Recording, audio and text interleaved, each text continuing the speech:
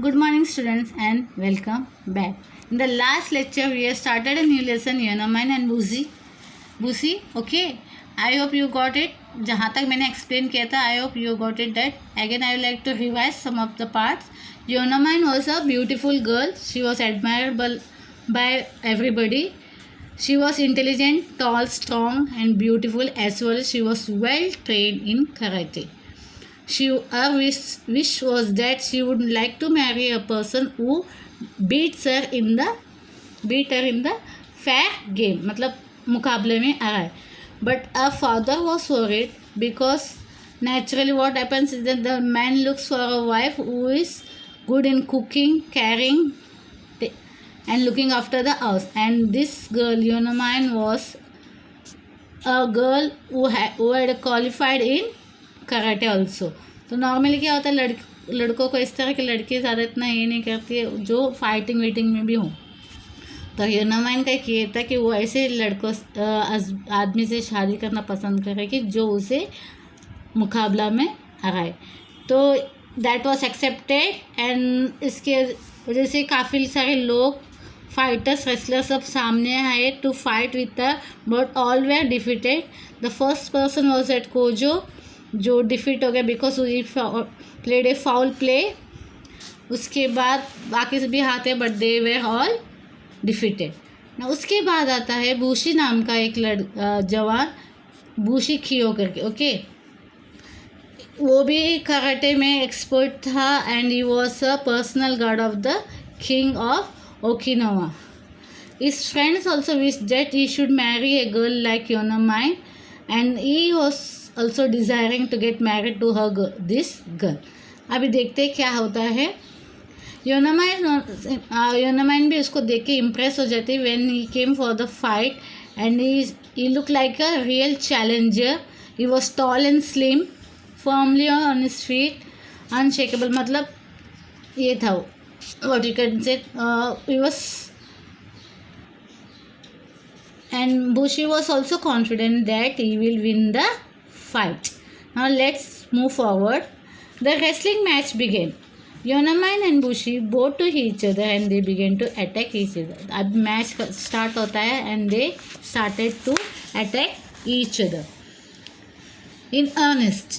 They punched, kicked and twisted using their best techniques. It looked as if the match was going to be a tie. Nobody winning, nobody losing.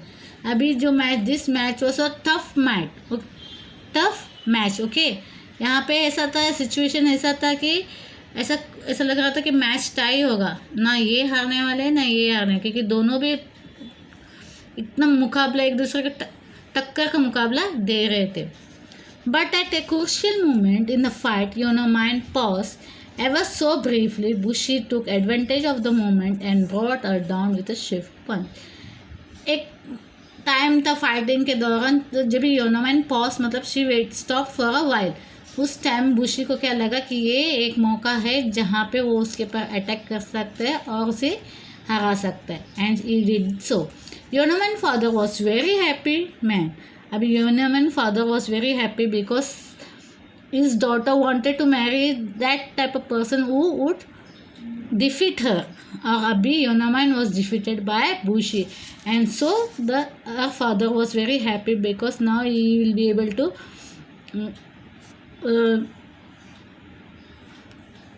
Yonomine father, now he was very happy and that he think that now this daughter will be getting married. Bushi and Yonomine were married. A splendid ceremony. Okay, after that they got married. It was a happy marriage. Yonomine was kind and loving. She cooked and cleaned and kept the house spick and span. Now she was a good lady. Besides this character, she was good in cooking. She cleaned her house, kept everything clean and tidy. Okay. One day when she was sweeping the kitchen, Bushi saw her lift a huge bag of rice with her left hand as she swept beneath the bag with her right hand.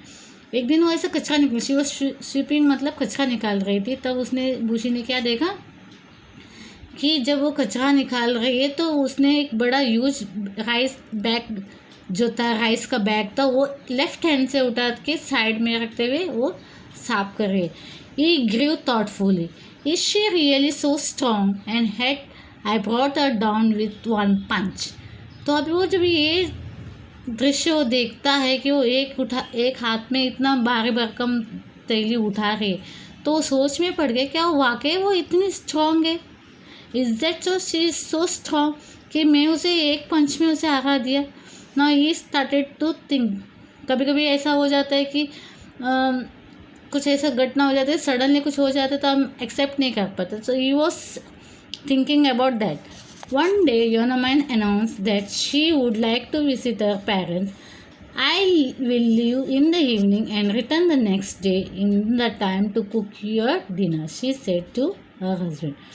So what the next day what she decided, what did Yonaman decided that she will visit her parents. I mean after getting married, Yonaman and Bushi was staying at other side.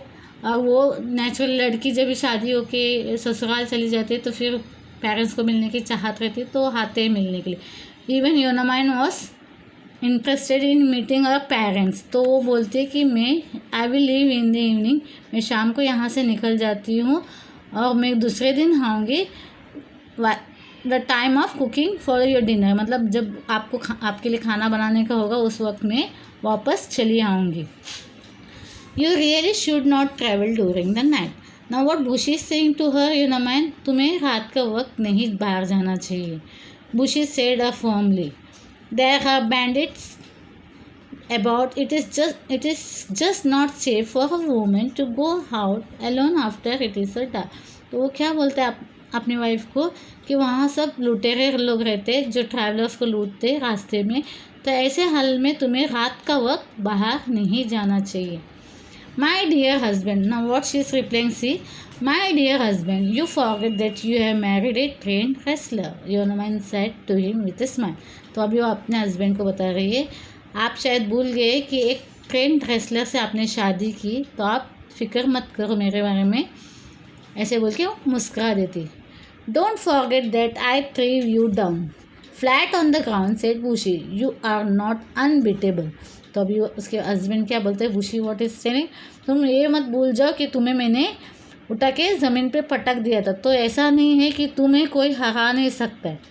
ये बात ध्यान में भी रखो कि तुम उस fair play में जो था उस मुकाबले में हार चुकी हो, तो इसका मतलब है कि तुम कभी कोई और आप तुमसे ज़्यादा ताकतवर इंसान सामने आए तो तुम्हें वो हरा सकता है, तो ये बात तुम कभी भूलना मत।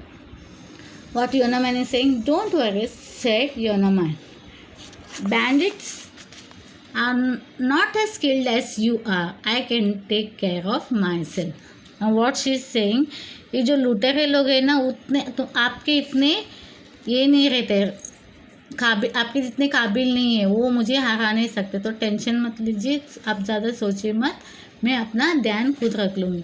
बुशी was not pleased, she is overconfident, he thought to himself, she must be taught a lesson for her own good।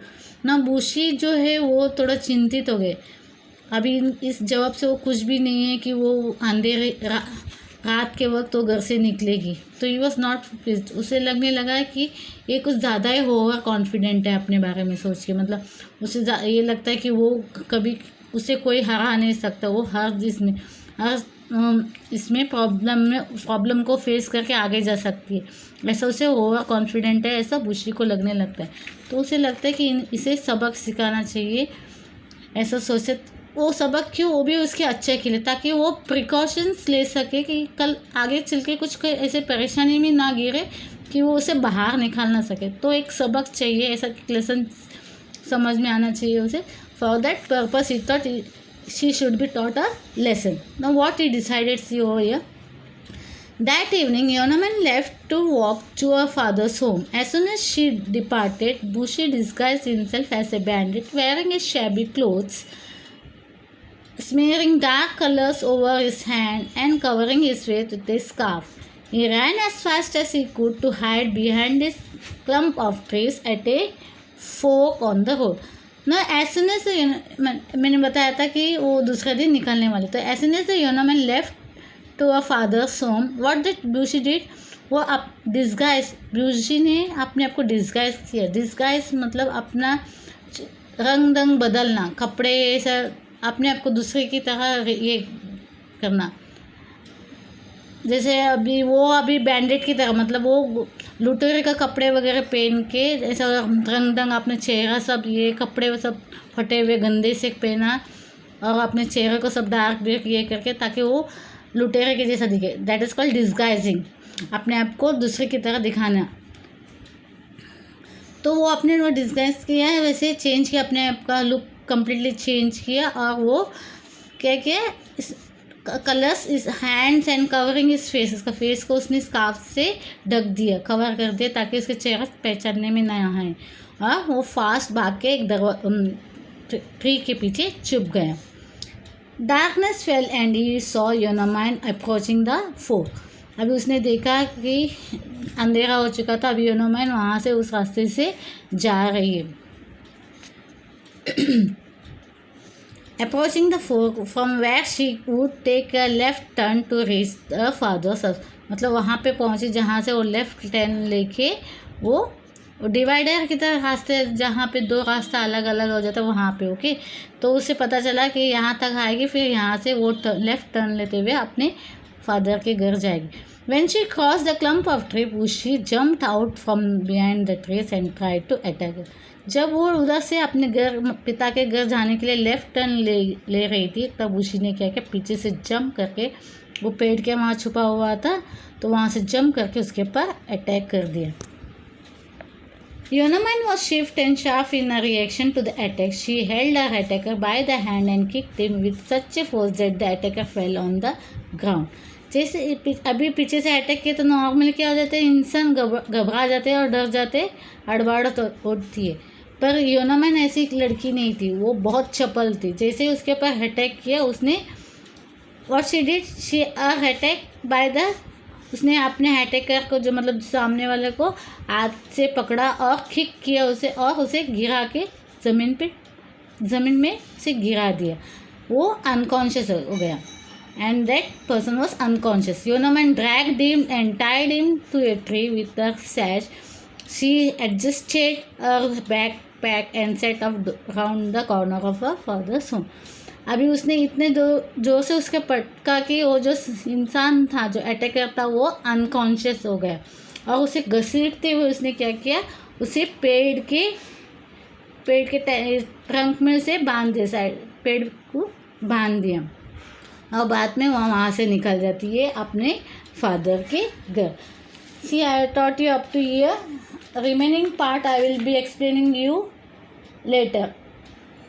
शैश का मतलब होता है, सी ओवर उसने बताया शैश है, इसके मतलब होता है a long strip of cloth worn around the waist और ओवर वन शोल्डर, यानी या तो एक कपड़ा ऐसा लंबा सा जो कमर में लपेटा जाता है या शोल्डर पे ऐसा छोड़ा जाता है एक साइड में, जैसे हम लोग दुपट्टा बोलते हैं, इन दैट वे। ओके, तो I have taught you up to here, the remaining part will be explained you in the next lecture, so thank you.